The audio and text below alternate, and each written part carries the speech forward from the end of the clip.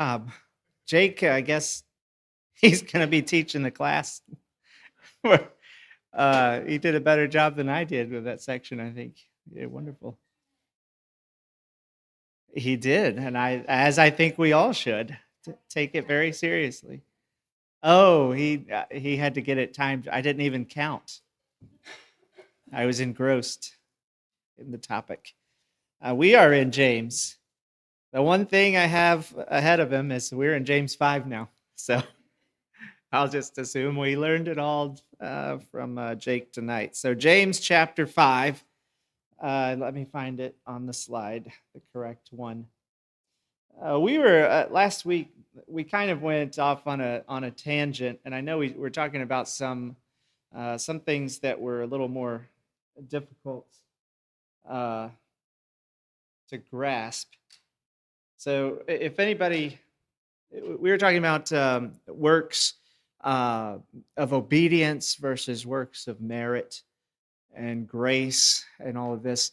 I didn't want to leave without offering the opportunity for questions. If anybody had one pressing and remembers from last week, then it is obviously a pressing matter. So, anybody have a comment or question regarding that topic from last time we met? Good. I answered all the questions. It's not because you've slept since then. We're in 5. We're going to look at the first 6 verses this evening. Let's read together. Come now, you rich, weep and howl for the miseries that are coming upon you. Your riches have rotted, and your garments are moth-eaten. Your gold and silver have corroded, and their corrosion will be evidence against you, and will eat your flesh like fire. You have laid up treasure in the last days. Behold, the wages of the laborers who mowed your fields, which you kept back by fraud, are crying out against you. And the cries of the harvesters have reached the Lord of hosts. You have lived on the earth in luxury and self-indulgence. You have fattened your hearts in a day of slaughter. You have condemned and murdered the righteous person. He does not resist you. Remember, James is speaking to Christians with this letter that have been scattered during this likely first persecution, or a really early persecution anyway. They're going out abroad, running for their lives, so to speak. He's speaking to a group of people who are not rich. So it's interesting when we get to chapter 5 that he seems to be addressing the rich specifically as he says, come now, you rich. So the first question we might ask the text is James speaking to Christians here? Is he speaking to the rich among the Christians? What do you think? Do you think he's written a letter to Christians and now he is also including wealthy non-Christians in his audience? I think they would be wise to listen. I don't think that's exactly what he is doing here. Why is he seem to be speaking directly to the rich? He is knowing who he is writing to, these Christians who are for the vast majority, if not all, are very poor and are being mistreated by the rich. Remember when he spoke earlier about not being prejudiced, not treating the rich differently than they would treat the poor if a rich man comes in, making sure that you're not treating them saying, sit here and you poor, sit over here. These are the same rich here. He reminds them then that these are the people that take advantage of you, drag you into court and do all kinds of things. Why would you be treating them this way? Well, the reason is because they have the wrong perspective. That's why you would think that way. So here, as he is addressing the rich, the benefit that the poor Christians get is realizing, kind of as if they are watching James rebuke directly, even though the letter's to them, they are seeing, oh, right, this is why we don't need to be envious of the rich. We already know from what James has already written that they are envious. They want the benefits that come with knowing somebody wealthy, that know they have power, knowing what it could benefit them. And so James directs his comments at the rich. And in that way, he kind of is dividing the people listening so that there's almost, again, a kind of this side or that side. Are you going to claim to be in and amongst the people I'm addressing now? Or are you going to be where you are, realizing, well, that's something I don't want? So as he's talking to the rich, he's reminding the Christians there and us now. We'll get to whether or not we're rich in a little bit. He's reminding all of us the downfall of being rich. If they knew what was waiting for them, they would weep and wail. This is a audible crying. In fact, the word wail there, or howl in some texts, it's used once, and it is a howl. It's a word that's used in the Old Testament when we're talking about Lamentations. This is how you should be acting, you rich, realizing where you're headed because of what you're going after. Weep and wail, he tells them. You're accumulating things that are worthless. You think they're worth something, but you are trading eternal riches for things that are going to corrode, things that are going to be moth-eaten, things that are going to be done away with. There's not going to be these things anymore. So it's kind of reminding us all, as we look at it, of the reality of things. We are spiritual beings wrapped in this temporary physical tent. We're eternal beings in a temporary world. We don't need to settle down and go after temporary things when God tells us there's something far more valuable. So kind of the way that I'm seeing this is you've got this picture of these men that God has created out of the mud, right? Out of the dirt, these mud men. And they're wallowing in the dirt.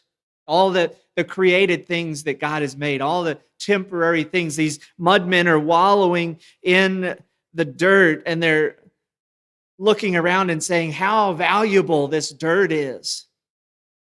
And they're throwing it around and smothering other people in it. And they're using it to take advantage of people and do terrible things.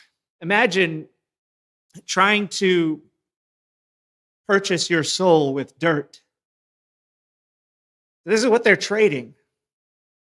They're trading their eternal soul for a little more dirt, for a little more of what they're made of. A little more of this temporary created place. If you consider for a moment heaven and the way it's pictured to us, even if you consider that the picture that we're given in Revelation, if you consider the streets are made of gold, and that's actual gold that God is telling us about, if the streets are paved with it, how valuable is it? By that, again, I think it's a picture. It's trying to tell us how beautiful and valuable and precious this place is. But if the streets are made of it, you go out to the road and grab a handful of it and go and try to trade it for something that's actually valuable. That's silly. That's ridiculous. You're not going to make it far in this life carrying around a handful of pavement and thinking you're rich. In heaven, the streets are paved with gold. How could you think that it has any value in and of itself, especially knowing that God created it with a word? These are not things that are going to last as long as your soul is. Now, of course, the rich, the non-believers that are rich, they don't know all of this. But the Christians who are listening in, they know it. And so James is creating this dichotomy. You understand this. Don't envy what they're after. You don't want to go wallowing in the mud. He's painting this ridiculous picture for them. If you knew what you were doing was taking a little bit of dirt, something that appears valuable to you in the moment, but we know is not valuable. If you took a little bit of mud and you traded that and you said, I'm going to hold on to this and go to hell, you would be weeping and wailing, knowing where you were headed. So he tells them, weep and wail now, because you know how ridiculous that is. Well, we don't want that. So everybody that's seeing James speak in this way is saying, yeah, that's crazy. Why would we be going after this kind of wealth? He says, your gold and silver have corroded, and their corrosion will be evidence against you and will eat your flesh like fire. It's interesting here. The material wealth itself is evidence against them. As if the gold that they're clinging to so tightly that they believe will give them some salvation, some life, that itself, what they're holding, is crying out to God against the very people who are holding it so tight. It's as if what God created in this world knows that it's being used in a way that it wasn't meant to. If it was meant for a benefit, it was meant to be shared, not to take advantage of other people. There's something very interesting in the way that he talks. I feel like I'm preaching, and I need to shift gears so that I can allow you guys to have comments and questions. He says the wages of the laborers here. Again, the wages of the laborers who mowed your fields, which you kept back by fraud. What is it that's crying out? The laborers? What's crying out? The wages. Again, it's it's the things they're clinging to so tightly. I mean, we would expect him to say the laborers, but he doesn't go that way with it. That's obvious. The laborers, that God sees that oppression. He's going to do something about it. But the very thing they're clinging to so tightly, it's evidence against them. It's crying out against them. They are preparing themselves for slaughter. That's how they're being pictured here. A slaughter, I mean, the way that it's described here, their day of slaughter in verse 5, that's a sacrifice. They're sacrificing themselves. That's the type of slaughter that they're fattening themselves up on material wealth, fattening themselves up for the slaughter. I mean, I don't want to raise pigs. We're not going to do that, are we? I don't want to raise pigs. But I know that if you do, you want to feed them, so they get big fast. Give them all that fattening stuff. Why? So you can eat them soon, and they'll be good. They'll be full of that stuff, right? The pigs don't know why they're being fattened up. They're enjoying their short little lives, but one day they're going to be slaughtered. Here, there's not a farmer fattening up these rich. They're fattening themselves up. So again, James is speaking directly to them. saying you're fattening yourselves up for the slaughter. You know that you're doing this. Well, they don't know, but the Christians who are listening in, so to speak, they know. So what is James teaching us here? Just is he telling us not to be rich? Is that the lesson here that we are to learn? Don't be rich.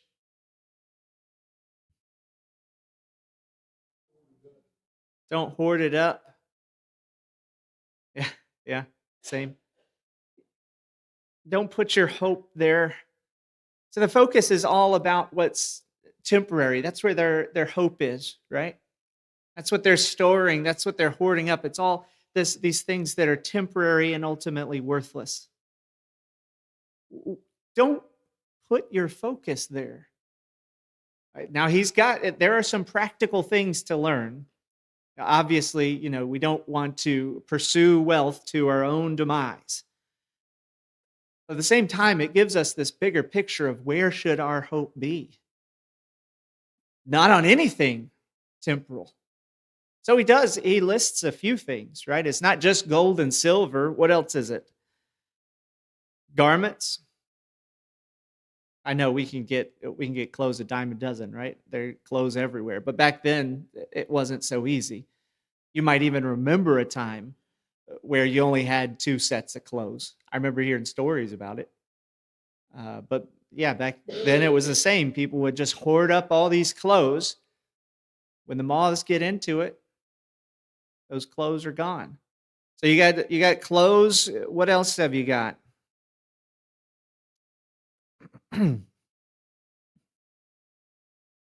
What are these laborers doing? Hmm? Yeah, they're mowing the fields. They're working the fields, right?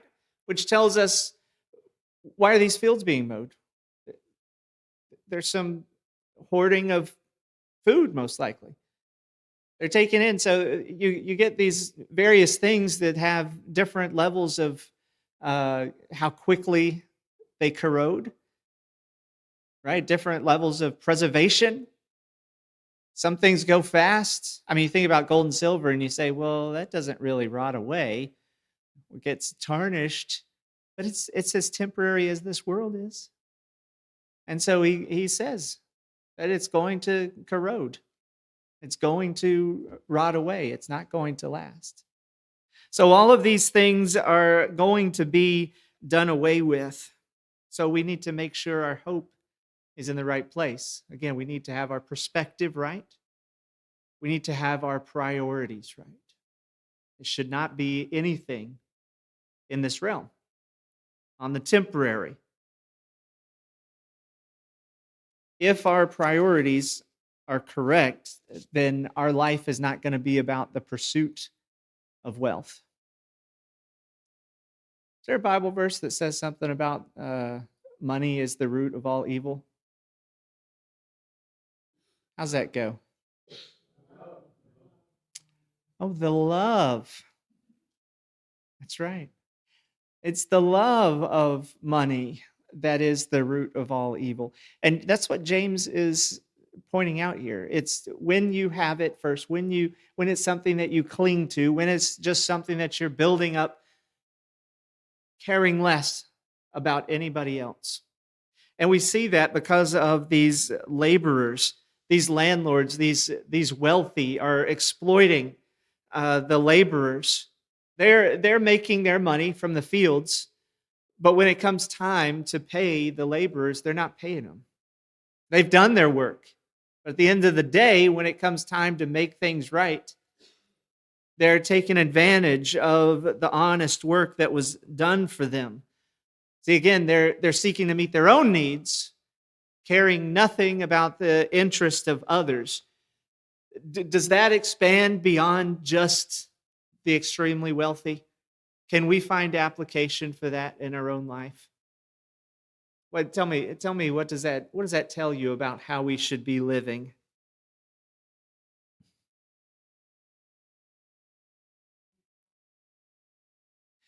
Yeah, if we have something and we can help somebody and we see them in a state of needing that help, we should be willing to help them, right? We should be concerned with others and their needs rather than just selfishly seeking to fulfill our own needs. The wealth isn't going to give them any kind of security uh, because eventually it's none of it's going to matter anymore. They're going to be dust. They're going to face God in the judgment. Their wealth is not going to last forever. But that is how they are measuring things.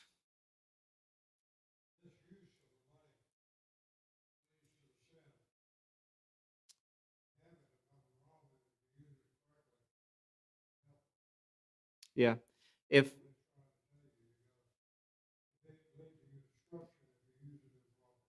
yeah, it can lead to your destruction if you use it improperly. Remember who he's talking to. These poor Christians. I think every time he mentions or references somebody who's rich, he's referencing somebody who is not a Christian. These are rich who are outside of the church. That's not to suggest that a rich person can't be in Christ, can't be a part of the church. But if he's speaking to a group of poor, what is it that poor wish they had?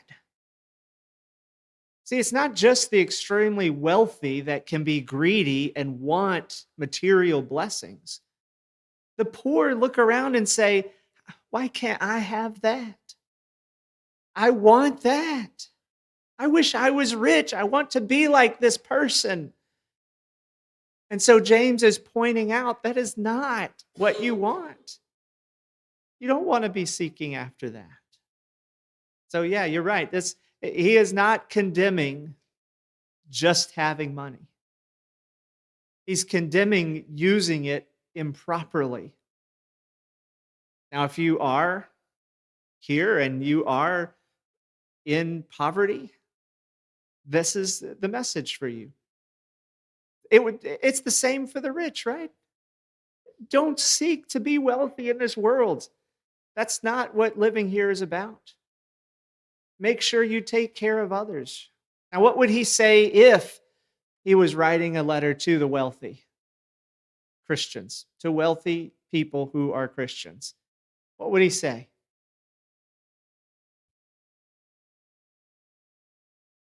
Yeah, use it to spread God's word. That's important. How do you know he might say something like that? Do we see any believers in scripture who had wealth? Yeah. Hmm? Matthew?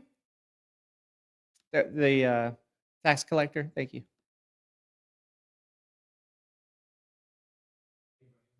Abraham. Abraham had wealth. Who?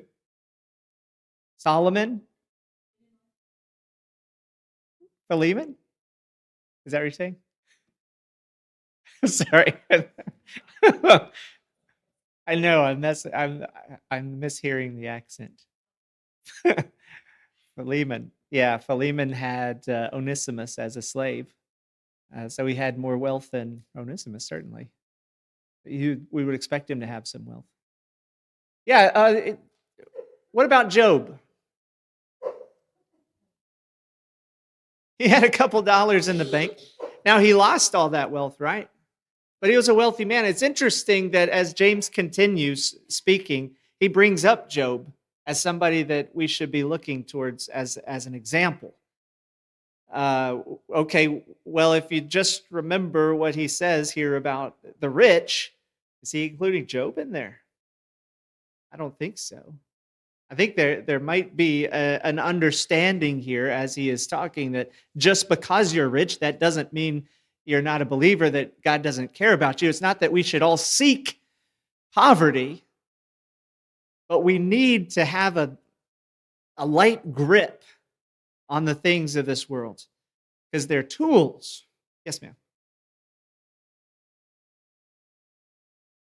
Oh, Joanna, there were several women that were able to support Jesus' ministry. Yeah, by whatever means they were able to do that. Yeah, that's an example of having wealth and using it to further the cause of Christ. And we can do that in all kinds of ways. But the point is, we need to make sure we're not using it in the way that James is specifying here. In verses 4 through 6, he mentions three specific things that we need to look out for. The first one we mention is the injustice. The poor around these people are dying while the greedy do nothing to help. Do you see the injustice here? Now, I'm not saying inequality, I'm saying injustice. There will always be some inequality in the sense of, I have something I can help you with. Well, if everything was equal, we would all have exactly the same. We're all going to be able to help in some way. Jesus says we will always have the poor with you, which means there's always going to be somebody who has a need, always going to be somebody that we need to be looking out for. So the injustice, he also mentions that selfishness. That's part of the reason for the injustice, the greed, the looking out for themselves, not caring about others, just so that they can have more and hold on to it so tightly. And then, of course, down at the last verse, I don't know if you noticed this before. He says, "You have condemned and murdered the righteous person." Just having a stack of money means you murder somebody? Is that what he's talking about? How do you murder somebody? I mean, unless the money's made of some person. What? What does he mean that you've murdered somebody?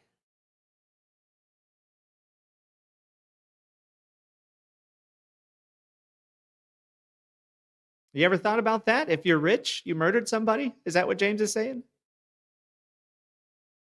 Well, what is he saying?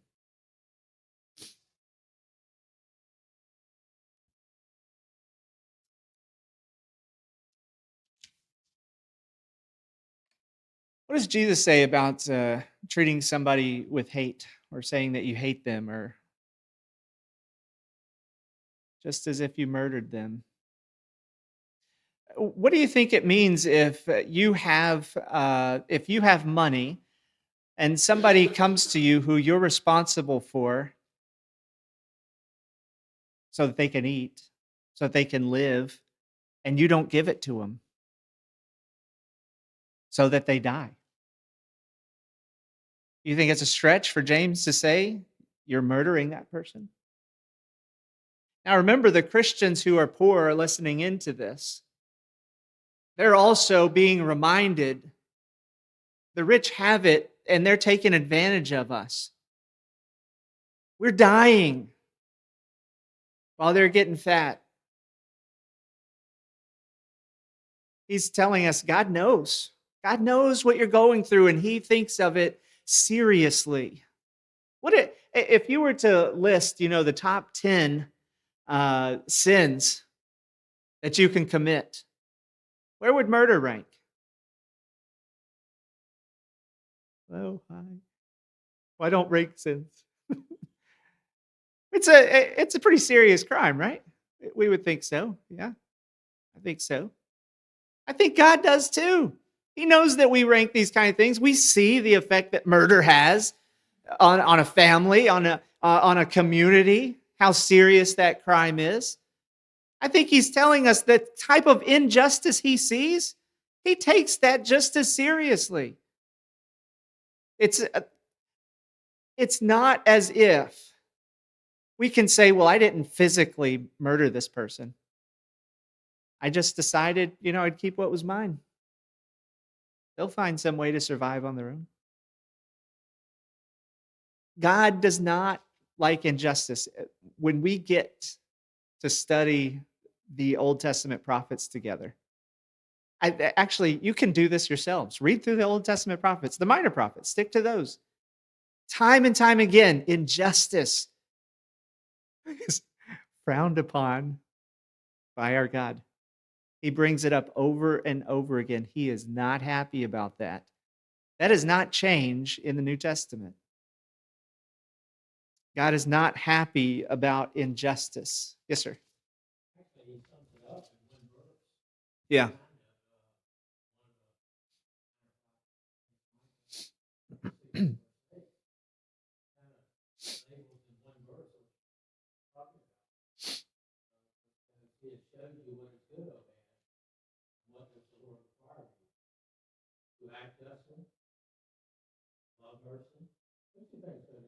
Mm-hmm. Mm-hmm.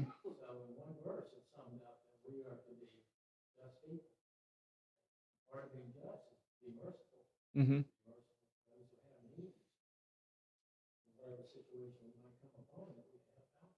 Yeah, Micah 6:8, summing up the law of God. What does he want from us? Love justice. Now, you can say that you love justice, but if you actually do love justice, you're not going to sit around while there's injustice. If you love justice, you're going to go after it, like a person who loves money is going to go after that.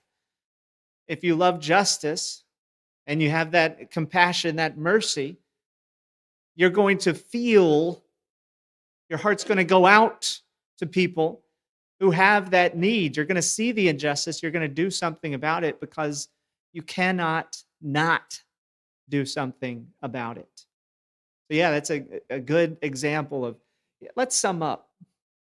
God says, what do I require of you? Take care of each other. Jesus sums it up later, love each other. What does he say? The two greatest commands?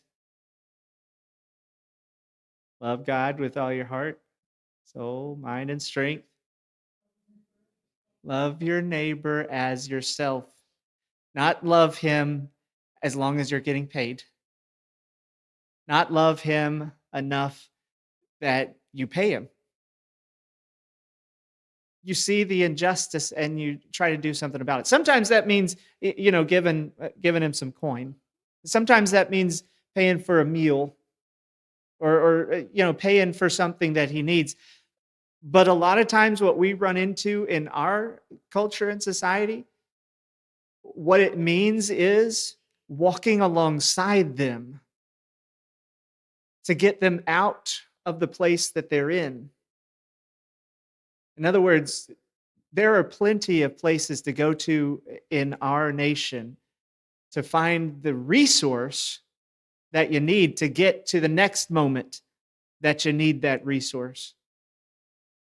The injustice is, how do we get them to a point where they're no longer going from one place to another?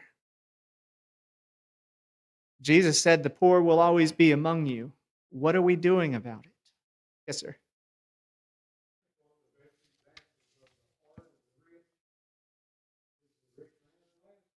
Yeah.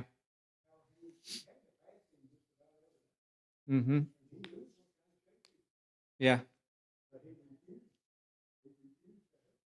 The rich man and Lazarus. Rich man refused to help, though he passed him day after day. He knew who he was, because when he gets to Hades, he recognizes him. He saw him, but he did not help. Yeah. We don't want to be, that's where these rich are going to end up. Weep and wail now, knowing where you're headed. The same reason we can have joy, because we know where we're headed. This is how non-believers should be acting now, because they've got no hope. And they're headed to the same place that rich man was headed in that parable. I think I've heard somewhere that the topic of money is spoken on by Jesus more than nearly every other topic. It comes up again and again. So I want to look at Luke chapter 12. Luke chapter 12. Just one. I know we can look at a lot, and you probably have some popping up in your mind, like the rich man and Lazarus.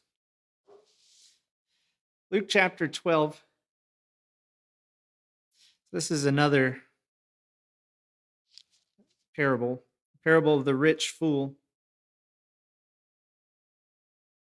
Oh yeah, okay. I was wondering why 13 through 21 was so short. Just to remind you, I'll read the parable. Someone in the crowd said to him, "Teacher, tell my brother to divide the inheritance with me." But by the way, what are they focused on? They're focused on the inheritance. They're focused on the material. He said to him, "Man, who made me a judge or arbiter between you?" He said to them, "Take care and be on your guard against all covetousness." There's that greed, that selfishness. Be on guard against all covetousness, for one's life does not consist in the abundance of his possessions. And he told them a parable, saying, "The land of a rich man produced plentifully. And he thought to himself, 'What shall I do? For I have nowhere to store my crops.' And he said, 'I will do this. I will tear down my barns and build larger ones. And there I will store my grain and my goods. And I will say to my soul, Soul, you have ample goods laid up for many years. Relax, eat, drink, and be merry.' But God said to him, 'Fool, this night your soul is required of you. And the things you have prepared, whose will they be? So is the one who lays up treasure for himself and is not rich toward God.'" This parable is asking us, how are we going to use what we have in the time that we have? How does this guy use what he has? Does he use it? I guess he has to use some of it to build bigger barns. Hired some people to get some of these barns made so that I can have more. Right? How are we going to use what we have? We can be like the two men who came to Jesus that prompted this. I want my inheritance. I deserve it, right? It's mine. It's to be fair, that is, he needs to give me my part of the inheritance, right? And we were just talking about injustice. There is injustice in the world, and we need to be able to recognize that to do something about it. When we're on the other end and we go to Jesus and we say, "It's not fair," what does he say? Well, in this case, he says, "What are you after? What do you want? Is this about what you want? What are you being selfish?" And then he goes on to tell them this story. Look at this guy who was selfish, right? And look how he is using what he was blessed with. Look what he did. The rich man stored up. And apparently, as you continue reading there, he says he's not rich toward God. He did not use the wealth that he was given for the kingdom of God, did he? He wasn't rich toward God. Where's real wealth found? This passage might remind you of Matthew 6 because it's going to go into that. Where do we find real wealth? What do we? Yes. You're pointing. Yeah. His kingdom. That we seek first his kingdom.